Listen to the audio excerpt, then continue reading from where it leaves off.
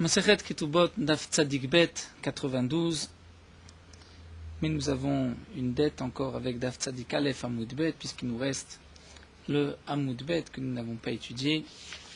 Donc nous allons aujourd'hui avec Daf Tzadik Bet reprendre depuis donc Daf Tzadik Aleph Amoud Bet, donc à partir de la troisième ligne, jusqu'à la Mishnah, donc Tzadik Gimel Amoud Aleph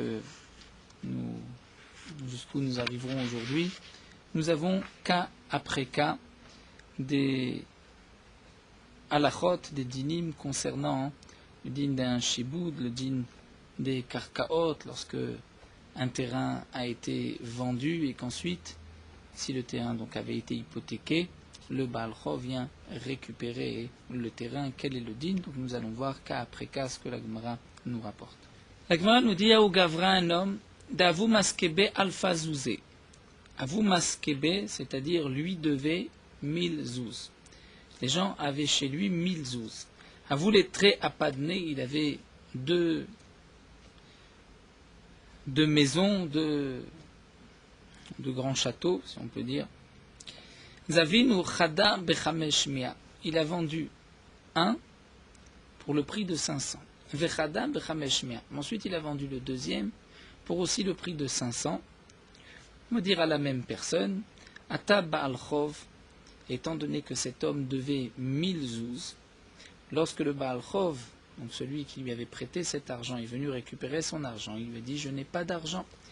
Il dit, ce n'est pas grave, tes terrains sont hypothéqués, je vais aller chez les acheteurs et je vais récupérer les terrains. Tarfa lechada minayou. Donc il a pris un des deux terrains pour la valeur de 500.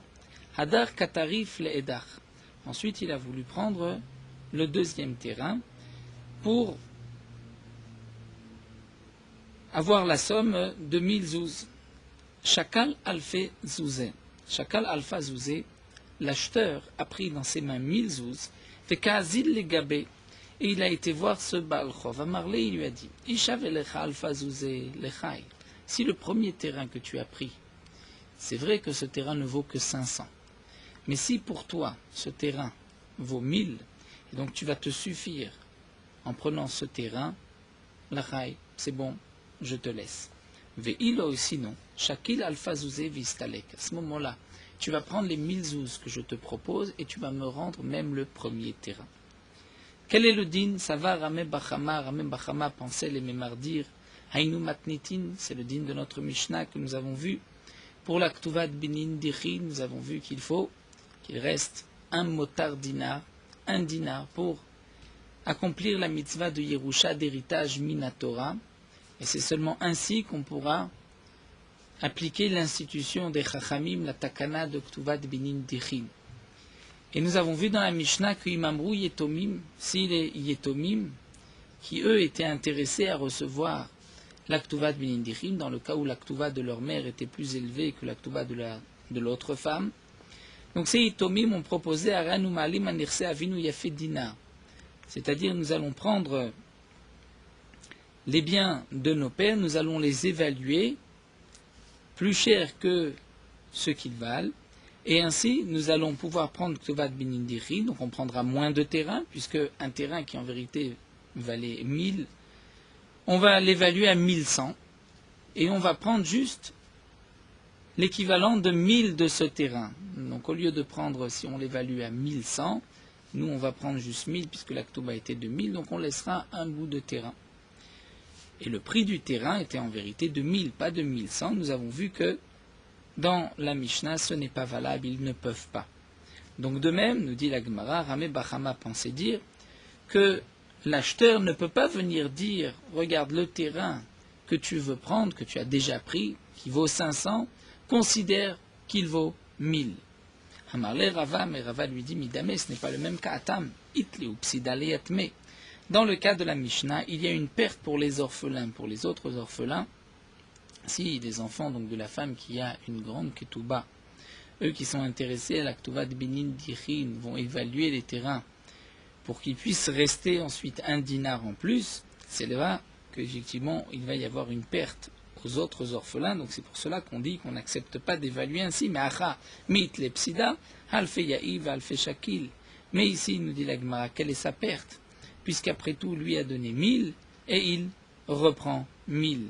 Et comme Rashi explique dans un autre Madura Kama, dans un autre Ktaviad, Rashi nous dit, puisque l'acheteur a proposé 1000, donc le Baal Chov ne paie rien puisqu'il avait la possibilité de prendre 1000. S'il choisit de prendre le terrain qui ne vaut que 500, c'est parce que pour lui ce terrain vaut plus que 500, vaut 1000, par rapport à sa position, à son endroit.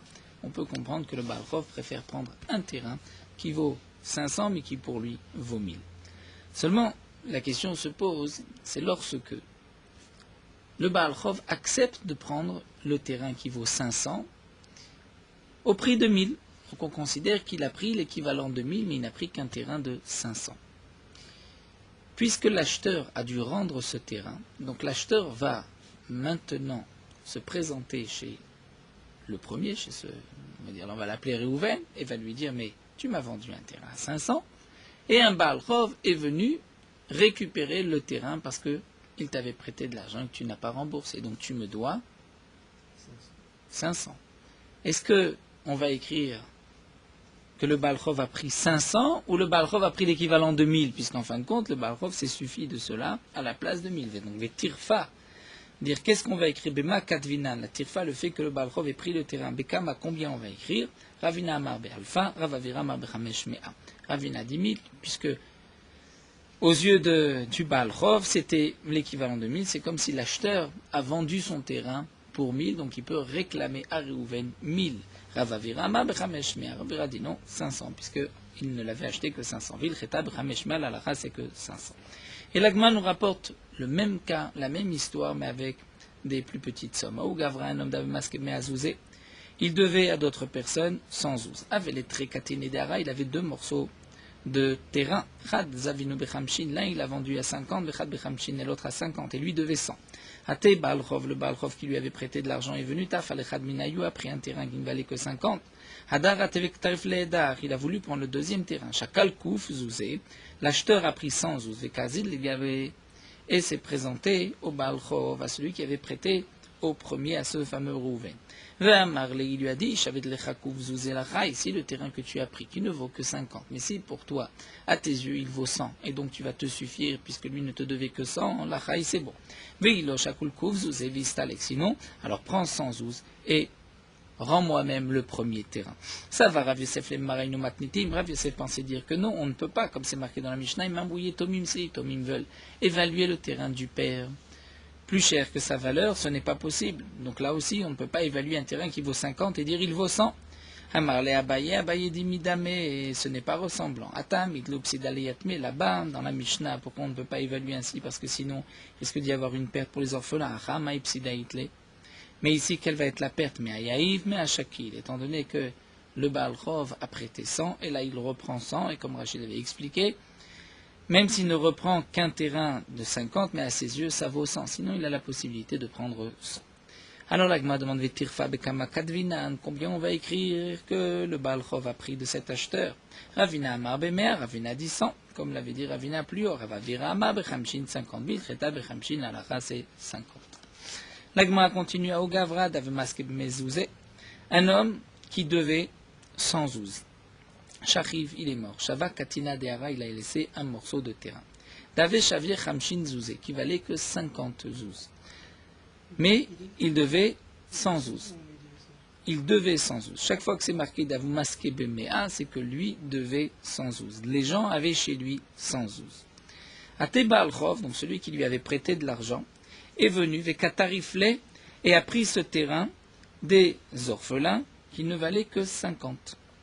Hazul Yatme, Iavule Chamshin Zouzé. Les orphelins sont venus lui dire, écoute, prends 50 zouz et rends-nous le terrain. Il a rendu le terrain, mais ensuite, Hada Katarifla, il est venu reprendre le terrain des orphelins. Il leur a dit, votre père me devait 100. Donc la première fois, j'ai pris 50. Vous êtes venu reprendre le terrain. Donc j'ai toujours mes 50. Donc je reprends encore une fois ce terrain pour arriver à la somme, le total de 100.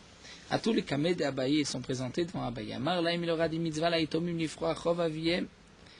c'est une mitzvah pour les orphelins de payer la dette du père. Et donc, anekamei mitzvah avditu. Lorsque vous êtes venu payer les 50, vous avez accompli la mitzvah de payer la dette de votre père. Donc, Ashta Ketarif, Bedin Katarif. Là, aujourd'hui, lorsqu'il vient reprendre le terrain, c'est effectivement Bedin Katarif. Il a le droit, puisque votre père lui devait 100, il n'a reçu que 50, il vient prendre la suite. Velo Amra, mais nous dit la Gemara, tout ceci n'a été dit seulement de lo amroula nechamshim zuzé de medara katina. S'ils ne lui ont pas dit, voici les 50 qui sont la valeur du petit terrain. Donc ils sont venus lui donner 50, on peut dire, ils sont venus payer la dette sans s'en rendre compte. Aval amroulé, mais s'ils ont dit nechamshim zuzé de medara katina, s'ils lui ont dit, voici 50 zouz, c'est le prix de ce terrain. Donc c'est comme si les orphelins ont acheté le terrain à cet homme-là, il a slouké salkoua, et donc ils l'ont fait sortir le terrain de l'hypothèque que cet homme avait dans les biens du père, puisque n'oublions pas, lorsqu'il y a un Baal Chov, un homme a prêté à Réhouven, si Réhouven meurt, Réhouven a une dette, les terrains sont hypothéqués, bien sûr, lorsque la dette était par écrit, un shtar, et il y avait 2 témoins qui ont signé. Ce ne sont que les terrains qui sont hypothéqués, et pas l'argent, et pas les objets mobiles. Donc le Baal Chov ne peut pas se servir d'autre chose que du terrain des orphelins. Donc si les orphelins sont venus et lui ont dit on te donne 50, mais on vient, de certaine manière, t'acheter ce terrain, le Baal Chov ne peut pas ensuite venir reprendre le terrain. La Gemara nous raconte à Ugavra, encore un autre cas, un homme des Avna, l'Ektuvata, d'Igime, Betovatana. Il a vendu l'Aktuba de sa mère, Betovatana, pour un peu d'argent. C'est-à-dire, comme nous l'avons déjà vu, un dîne bien connu, lorsqu'un homme se marie, il s'engage à donner à sa femme, en cas de divorce ou en cas de décès, le montant de sa ketouba. Bien sûr, tout mariage a obligatoirement un des 3 aboutissements que voici, c'est-à-dire ou bien ils vont divorcer, ou c'est le mari qui va mourir en premier, ou c'est la femme qui va mourir en premier. On pourrait dire peut-être les 2 vont mourir en même temps. N'oublions pas que Yevchar et Tzamtzem vont mourir juste en même temps. On aura peut-être un safek qui est mort en premier. Mais en tout cas, c'est ou le mari ou la femme qui vont mourir en premier. Dans le cas où le mariage se termine en divorce ou par la mort du mari, la femme recevra sa ketouba, le montant de la ketouba. Si c'est la femme qui décède, le mari n'a pas besoin de payer le montant de la ketouba. La femme a la possibilité du vivant de son mari de vendre sa ketouba. Elle va se rendre chez un homme d'affaires et elle va lui dire « Je vous propose d'acheter ma place, c'est-à-dire voici une ketouba qui est 2000, vous pouvez l'acheter. Si on divorce, si c'est le mari qui décède, cet homme-là prendra les 1000 de la ketouba à la place de la femme. Si c'est la femme qui décède, cet homme va tout perdre, tout ce qu'il a investi. Donc c'est une affaire qui parfois peut être bonne, parfois mauvaise, ça dépend. L'homme d'affaires va étudier si le couple s'entend bien, va étudier l'âge et la santé de l'un comme la santé de l'autre, et va proposer un prix. Comme dit Tosfot, non masechet makot, si on devait évaluer une telle chose, eh bien, l'homme d'affaires proposerait 40% de la somme, donc pour 1000, il proposerait 400. Donc nous avons un autre cas dans notre Gemara, où c'est le fils de cette femme qui propose la vente de l'Aktuba. Comment le fils peut vendre l'Aktuba de sa mère? Eh bien, il va dire la chose suivante. Si sa mère divorce, ou si c'est le père qui décède, donc la mère va recevoir le montant de l'Aktuba. Et si la mère décède, c'est l'enfant qui va recevoir le montant, l'héritage de la Ketouba. Donc lui va vendre sa part. Il propose à un homme d'acheter l'Aktuba de sa mère. Donc voici le Safek. Si c'est elle qui meurt, il a tout perdu.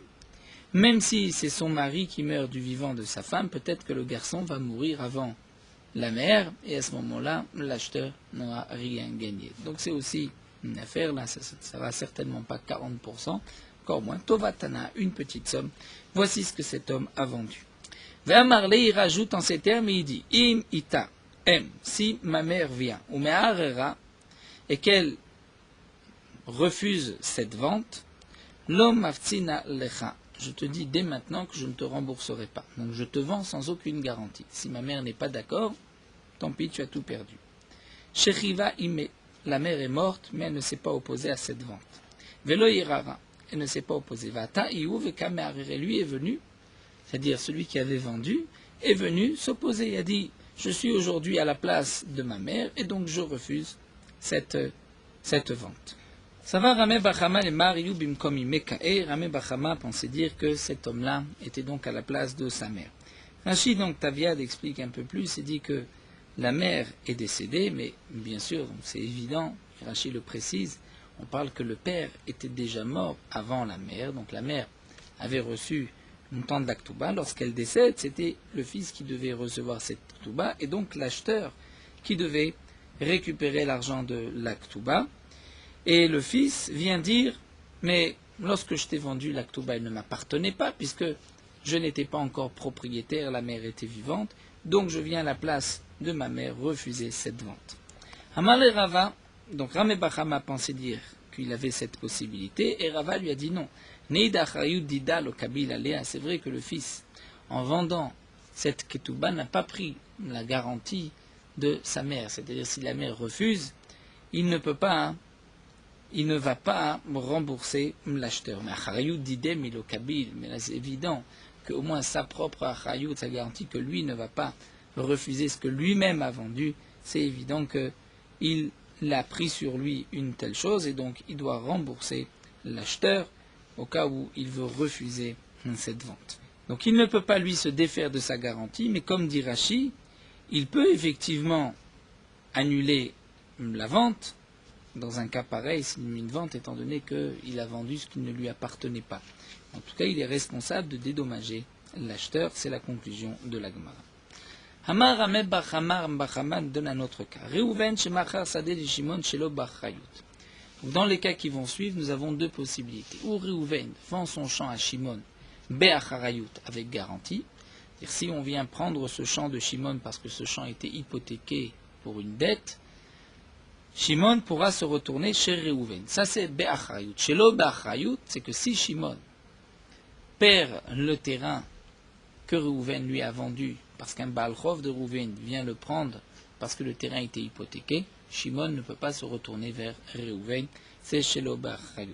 Bien sûr, on se posera la question, mais pourquoi Shimon va acheter un terrain chez le Bachayut? Il n'est pas fou pour acheter un terrain que demain on peut lui prendre et ne pas récupérer son argent. Donc on peut imaginer certains cas où Reuven lui propose un prix intéressant à condition qu'il ne prenne pas de garantie là-dessus ou que le Baal Chov, ce n'était pas tout à fait clair, peut-être qu'il n'allait pas reprendre. On peut faire travailler l'imagination pour trouver pourquoi Reuven va vendre à Shimon sans Shelo Bachayut, c'est-à-dire comment Shimon va accepter. Donc voici le din, Reuven a vendu un terrain à Shimon sans garantie. Vata Shimon, Shimon a été ou machal et Reuven Bachayut. Et ensuite Shimon le revend à Reuven, mais lui Shimon prend la Acharayut, la garantie que si Reuven perd demain son terrain, Shimon va le rembourser. Vata Baal Chov de Reuven. Et c'est le Baal Chov, c'est-à-dire Reuven devait de l'argent. On va l'appeler Lévi. Donc Lévi vient chez Reuven récupérer le terrain avec un tarif léminé. Il vient prendre le terrain parce que le terrain était hypothéqué. Donc Reuven va lui dire, mais ce terrain, je l'ai acheté de Shimon. Et Shimon, c'est vrai, il l'avait acheté de Reuven, mais l'hypothèque est gardée sur ce terrain. Donc là, quel est le din? Reuven rend le terrain à Lévi, et Reuven se tourne vers Shimon et lui dit, tu m'as vendu avec garantie, donc maintenant, je te demande de me rembourser. Ensuite, Shimon ne pourra pas dire à Reuven, mais toi, tu m'as vendu avec garantie. Il l'a vendu sans garantie, donc Shimon va perdre. Eh bien, Dinaou, voici le din Azil Shimon ou Maftsele, que Shimon doit dédommager Reuven. De la même manière que si Shimon avait vendu à un étranger, à Yehuda, et que le Baal Chov de Reuven était venu récupérer le terrain de Yehuda, Yehuda serait retourné sur Shimon, Shimon aurait dû rembourser Yehuda, mais Shimon n'aurait pas pu récupérer son argent de Reuven. Eh bien, le din est, d'après ici Ramé Bachama, que Shimon doit rembourser Reuven. Amar le Rava, Rava nous dit non. C'est vrai que Shimon a pris sur lui une garantie, il a dit j'accepte de te rembourser si on te prend le terrain, mais ça Rayud de Alma de l'extérieur, par Rayud de Nafché, c'est-à-dire pas si on prend le terrain, hein, parce que toi-même, Réhouven, tu devais de l'argent. Donc si on vient prendre le terrain parce que toi, tu devais de l'argent, et on vient te le reprendre parce que tu me l'avais vendu et que moi, je te l'ai ensuite revendu, ça, Miki Belalea, est-ce que Shimon a pris sur lui cette achayut, cette garantie? Donc nous dit la Gemara, dans ce cas-là, d'après Rava, Shimon ne doit pas rembourser Réhouven. Ou modé Rava, mais Rava est d'accord, Berouven, Shiarash Sadeh, Yaakov. Si Réhouven a hérité un terrain de Yaakov, donc Yaakov, son père. Ou Mahral et Shimon, Réhouven vend le terrain à Shimon chez l'Obachayut sans garantie. Ce n'est pas son frère. Hein. Réhouven, fils de Yaakov, a hérité d'un terrain, il vend le terrain à Shimon sans garantie. Va à Shimon ou Mahral et Réhouven, ensuite Shimon revient et va le revendre à Réhouven, Bachayut cette fois-ci, sous garantie, et va te Balchov de Yaakov. Et c'est le Balchov de Yaakov, le père de Réhouven, devait de l'argent à Lévi, et Lévi vient prendre le terrain al-Katarifleminé de Réhouven. Là, effectivement, Rava est d'accord que Dinaoudazi Shimon ou Maftselemine, que Shimon doit rembourser Réhouven. Pourquoi? Parce que Shimon a pris sur lui la garantie de cette vente. Et le Balchov, ce n'est pas un Balchov de Réhouven, mais c'est un Balchov de Yaakov, du père Réhouven. Maïtama, Balchov de Yaakov, qui est Balchov de Almada. Mais le Balchov de Yaakov, c'est comme un étranger, c'est comme le Balchov d'un étranger, comme on dit dans le cas où Réhouven a vendu à Shimon, Shimon à Yehuda, et que le Balchov de Réhouven vient prendre le terrain à Yehuda.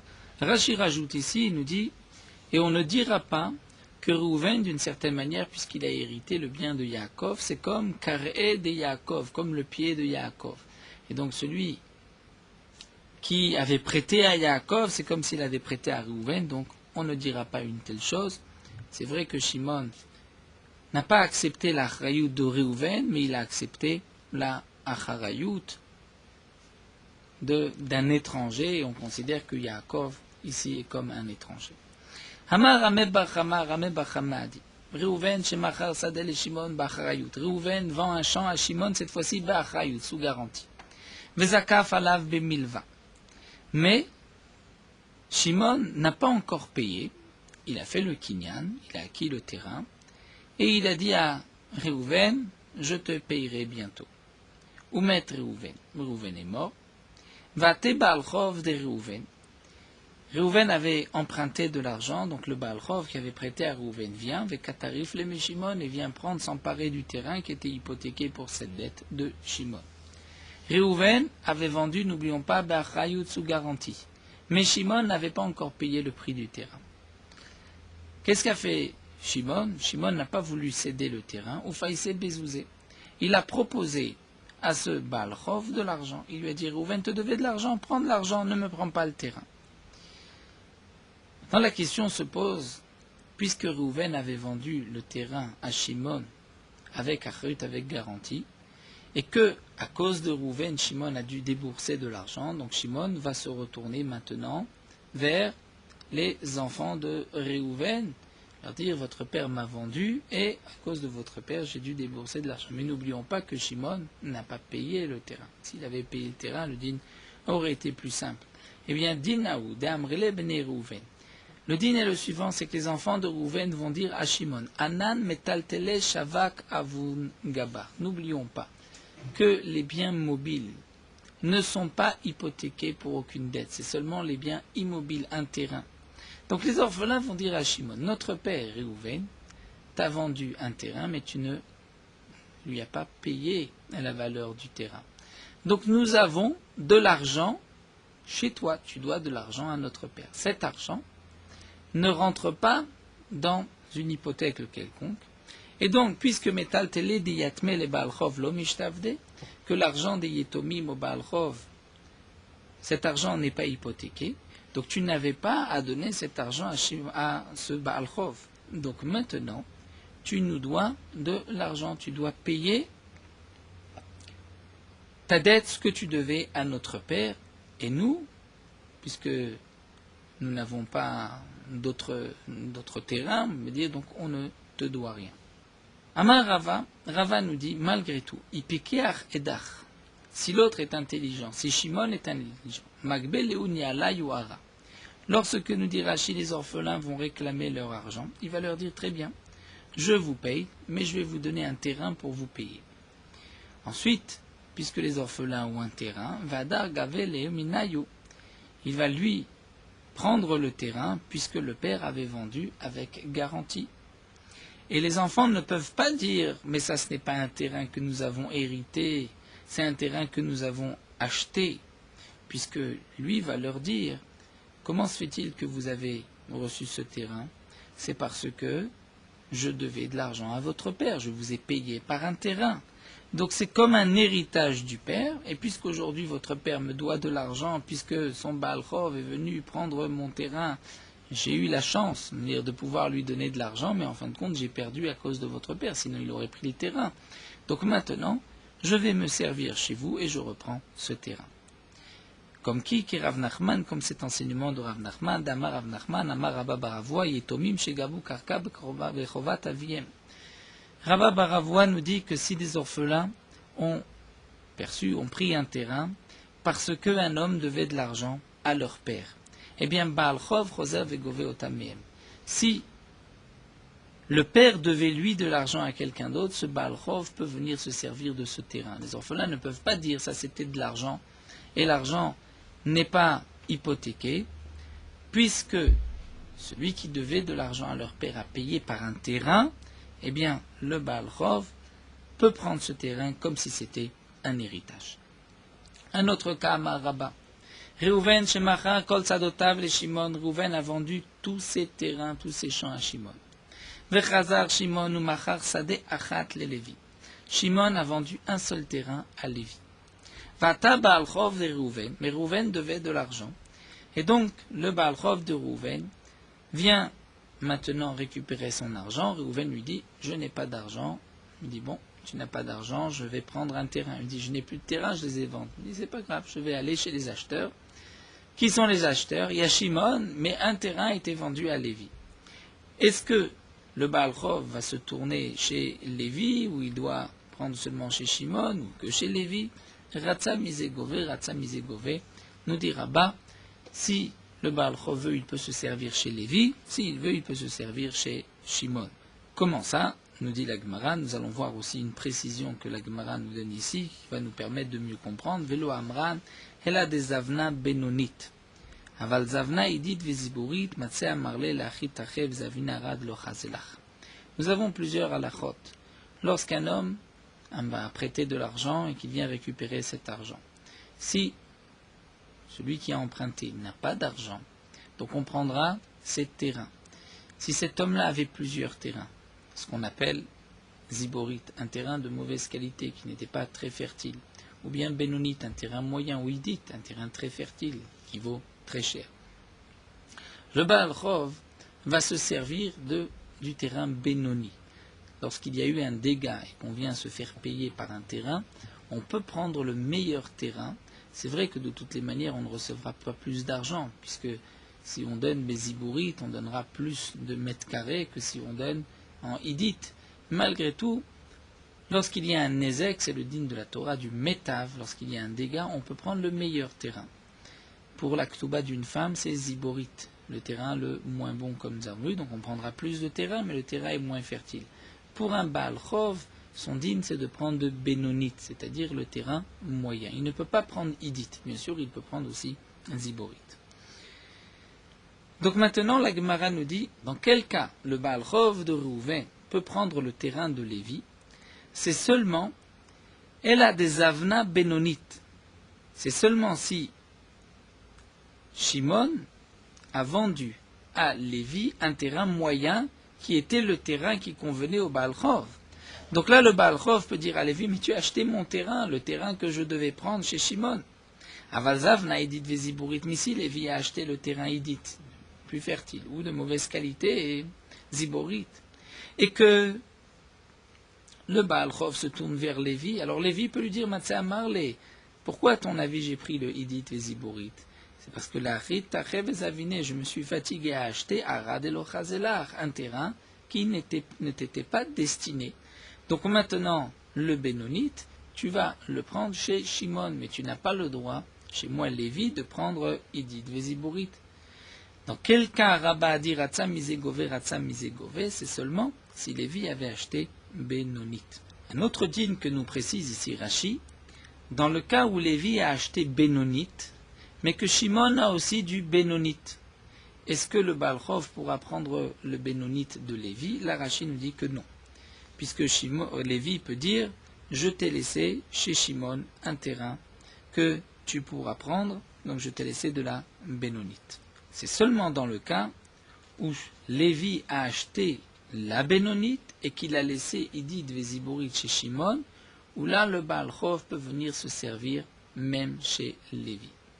Mais nous avons une petite question que soulève encore Rashi. Si Réhouven a vendu son terrain à Lévi, il a vendu Bénonite, et Réhouven a gardé Ziborit, le terrain le moins bon, et que le Baal Chov de Réhouven se rend chez Réhouven et lui dit « Paye-moi ». Réhouven lui dit « Je n'ai pas d'argent ». Le Baal Chov dit « Très bien, je vais prendre le terrain Bénonite ». Il dit « Bénonite, je l'ai déjà vendu, mais j'ai du Ziborit ». Est-ce que le Baal Chov va aller chez Lévi prendre le terrain Bénonite ou il va se suffire aux Ziborit qui se trouvent chez Réhouven? Eh bien, Rashi nous dit, le din est qu'il ne peut pas prendre chez Lévi, puisque nous avons une règle, on ne prend des Nechassim Mishubadim que dans le cas, donc des terrains hypothéqués, que dans le cas où il n'y a pas de terrain libre. Si Réhouven a vendu un terrain Bénonite, mais il a gardé même un terrain Ziborit, le Baal Chov va prendre le Ziborit. Donc Rashi soulève une question, lorsque Réhouven a vendu tous ses terrains à Shimon, et Shimon a vendu juste la Bénonite, donc on pourrait dire que Shimon prend la place de Réhouven.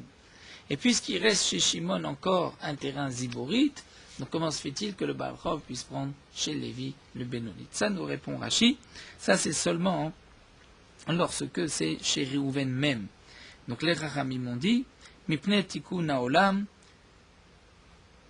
tant qu'il y a de l'argent chez Réhouven, ne prend pas chez Lévi. Mais là, étant donné que Shimon, lui, ne doit pas d'argent personnellement à ce Baal Chov, et que le Baal Chov est venu chez Shimon parce qu'il vient arracher les terrains hypothéqués, là, dans ce cas-là, on ne fait pas de différence entre Shimon et Lévi, puisque Lévi a acheté le Bénonite, le Baal Chov peut se servir aussi chez Lévi. Et la Gemara continue, Bénonite name lo amran lo deshavek Bénonite dichavate. Donc ça, c'est ce que nous avons précisé de Rashi, et que même lorsque Lévi a acheté Bénonite, le terrain moyen, et que nous avons vu que le Baal Chov peut prendre aussi ce terrain moyen, c'est seulement lorsque l'Oshavak Bénonite d'Ichvate, s'il n'a pas laissé chez Shimon un Bénonite ressemblant, c'est-à-dire à celui-là, dire de la même qualité. Donc c'est pour cela qu'il peut prendre, ou bien, comme dit Rashi, même le Hidit, le meilleur ou le moins bon chez Shimon, ou bien il prendra le Bénonite chez Lévi. Aval, Shavak Bénonite d'Ichvate. Mais s'il a laissé, donc Lévi a laissé chez Shimon Bénonite un terrain moyen, Matse Amarle, il peut dire Lévi au Baal Chov, Inartelecha Makom Legavot Eimin, je t'ai laissé un endroit, je t'ai laissé de quoi prendre chez Shimon, donc tu ne prendras pas le terrain Bénonite. Donc le cas que nous a rapporté ici Rabat pour conclure, donc Réhouven a vendu tous ses champs à Shimon, et ensuite Shimon a vendu à Lévi. Le Baal Chov de Réhouven peut se servir chez Lévi ou chez Shimon. Donc chez Lévi, si Lévi a acheté la Bénonite, mais si Lévi n'a pas acheté la Bénonite, il ne peut pas prendre. Si Lévi a acheté la Bénonite, mais il a laissé aussi de la Bénonite, terrain moyen chez Shimon, il ne peut pas prendre non plus. Donc c'est dans le cas où Shimon a vendu la Bénonite à Lévi, et que Shimon a gardé la Hidite ou la Ziborite. Si le Baal Chov veut prendre la Bénonite, puisque le din c'est de prendre Bénonite, il peut prendre chez Lévi. Si il veut se servir chez Shimon, il devra prendre, s'il y a les deux, Ziborite et Hidite, il prendra le moins bon, le Ziborite. Mais si Shimon n'a que du Hidite, eh bien, il prendra même le Hidite, comme l'explique Rashi, puisque le Baal Chov va dire à Shimon, toi, tu as pris la place de Réhouven, puisque tu as pris la place de Réhouven, s'il y avait même un Hidite chez Réhouven, je n'aurais pas pris chez Lévi, donc à toi de me donner le Hidite. Amar Abaye, Abaye nous dit, et là nous avons encore un petit cas jusqu'à la fin de la Mishnah, aussi très simple, un petit hamoud. Amar Abaye, Réhouven chez Machar Sadel et Shimon Bacharayut. Réhouven qui vend son champ à Shimon Bacharayut sous garantie. Vata Baal Chov de Réhouven, et le Baal Chov de Réhouven vient avec Katarif les minés, il vient prendre le terrain de Shimon. Bien, dans le cas où Reuven a la possibilité de repousser le Baal Chov, de lui demander d'apporter des preuves, de lui dire jure que je ne t'ai pas remboursé, ou de lui dire tu sais mais toi aussi tu me devais de l'argent, donc maintenant les dettes vont s'annuler. Reuven veut rentrer dans l'histoire, en hébreu dans l'image, Asmat Mouna, il veut rentrer dans l'histoire, il veut dire je viens défendre les droits de Shimon. Est-ce que le Baal Chov peut dire à Reuven mais c'est fini, toi tu as vendu ton terrain, je ne viens pas réclamer le terrain chez toi, je vais chez Shimon, donc je ne te connais pas. Eh bien non, nous dit Abaye, din Aoud Azil, Reuven ou Mafsele, le din est que Reuven peut aller se disputer avec le Baal Chov, lui demander une choua ou lui dire je ne te apporte des preuves, je ne te dois pas d'argent. Velo Matzeh Amarle, et le Baal Chov ne peut pas dire Reuven lav Baal Dvarim Didiat, c'est-à-dire je n'ai pas de parole avec toi, je ne te prends rien, donc tu ne dois pas te mêler. Reuven peut se mêler. Pourquoi? Mishum de Amarle, il va dire au Baal Chov, te mafkat mine alayada. Tu vas prendre chez Shimon, mais Shimon va se retourner chez moi. Donc d'une certaine manière, c'est comme si tu prends chez moi, puisque j'ai vendu à Shimon Bachayut sous garantie.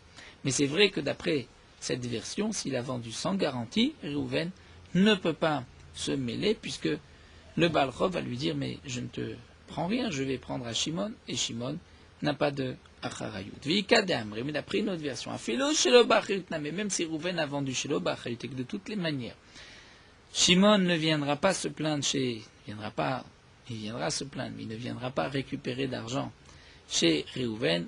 Reuven peut aussi se mêler. Pourquoi? Damarlé va dire, je ne veux pas que Shimon ait des réclamations sur moi, il veut dire, je lui ai vendu un terrain, donc je viens me mêler pour t'empêcher de prendre ce terrain à Shimon. Amar Abaye nous dit, Reuven a vendu un champ à Shimon sans garantie. Et il y a eu donc un hirour, une histoire, peut-être que ce terrain n'appartenait pas à Reuven, ou peut-être que Reuven devait de l'argent. Et à ce moment-là, Shimon veut se rétracter de l'achat. Avant que Shimon ait fait un kinyan, il peut, s'il n'a pas encore fait de kinyan, il peut se rétracter, s'il n'a pas encore payé. Mais s'il a fait une chazaka, c'est-à-dire, par exemple, il a fait un trou dans le champ, il a mis une barrière, donc il a fait un kinyan, là dans ce cas-là, il ne peut pas revenir sur la vente, sur l'achat, donc il est obligé d'acheter. Si on lui prend, eh bien, il a perdu son argent. Dans le premier cas, chez le Rzikba, s'il n'a pas fait encore de kinyan, il peut revenir sur l'achat. Rashi nous dit s'il n'a pas payé, Tosot nous dit même dans le cas où il a déjà payé, mais puisqu'il n'a pas fait de kinyan, il peut rendre le terrain à Reuven. Mais lorsqu'il a fait le kinyan, c'est fini, même s'il n'a pas payé, il devra ensuite payer cet argent, il doit à Reuven, même si en fin de compte on lui prendra le terrain. Pourquoi? Mishum Damarle, Reuven va lui dire, Chayeta Dekitre, tu as acheté un sachet rempli de nœuds, Savarta Vekibalta, tu as accepté, tu as pris sur toi, tu as acheté, tu as payé pour, comme dit Rashi, des barres d'argent, pour de l'argent, tu as accepté de perdre ton argent, tant pis pour toi. Ou Mehemat Marzikba, il nous dit la Gemara, et quand est-ce qu'on considère qu'il a fait une chazaka, Mechida et Shamitzre, comme Rashi explique dans Baba Metzia, dire il a arrangé les frontières de ce champ, il les a surélevées, donc ceci est considéré comme une chazaka, et il a acquis à partir de ce moment-là le terrain. Une fois qu'il a fait ce kinyan, il ne peut plus revenir en arrière, même s'il n'a pas payé et qu'on lui prend le terrain, il devra payer à Reuven. Et Kadamre, d'après notre version, Afilu Bachayut Name, même si il a acheté avec Achayut, avec garantie, s'il a déjà fait le kinyan, il ne peut pas se rétracter, puisque Reuven va lui dire Damale Arve Tirfecha Vashalem Lecha. Il dit regarde, on ne t'a pas encore pris le terrain. Quand on te le prendra, je te payerai. Tant qu'aujourd'hui le Beddin ne t'a pas écrit, on ne t'a rien pris, tu ne peux pas te rétracter et dire je ne veux pas acheter. Tu as acheté, tu gardes le terrain. Lorsqu'on te prendra le terrain, je te rembourserai. Nous allons nous arrêter là, la Mishnah. Nous terminons avec Morot Halacha Daf Tzadik Bet. 1. Shimon Amar Reuven, Reuven a dit, Shimon a dit, Achayta Dekitra, tu as acheté un sachet rempli de nœuds, Savarta Vekibalta, tu as accepté de perdre ton argent, tant pis pour toi. Le din de Trumot ou Maasrot, les prélèvements de Trumot ou Maasrot sur les fruits de la Shemitah. Donc les fruits de la Shemitah, qui ont la Kedushat Shvi'it, sont dispensés de Trumot ou Maasrot. Malgré tout, il faut savoir que beaucoup de fruits que nous avons sur le marché pendant l'année de la Shemitah, il faut prélever Trumot ou Maasrot. Parfois, c'est même une obligation, c'est sûr, parfois ce n'est qu'un safek. Comment ça? Nous allons voir. Des fruits et des légumes qui ont poussé, qui ont été coupés la 6e année, qui ont été gardés dans une chambre froide jusqu'à l'année de la Shemitah, il y a une obligation de Trumot ou Maasrot, puisque ce sont les fruits de la 6e année. Même si nous avons un safek, que peut-être ces fruits sont de la 6e année et ont été gardés en chambre froide, il faudra prélever Trumot ou Maasrot mi-safek. Même les fruits de la 7e année, qui ont été coupés pendant la 7e année, parfois il y a une obligation de Trumot ou Maasrot. Par exemple, les fruits de l'arbre, puisque pour les fruits de l'arbre, nous tenons compte pour la Shemitah de la Chanata, c'est-à-dire du moment, le bourgeon du fruit.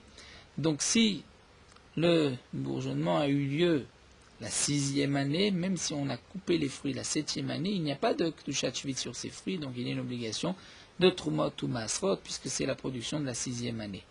Inversement, les fruits de la 7e année, le bourgeon était la 7e année, même si on va les couper la 8e année, puisqu'il y a Kedushat Shvi'it, eh bien, ils seront dispensés de Trumot ou Maasrot.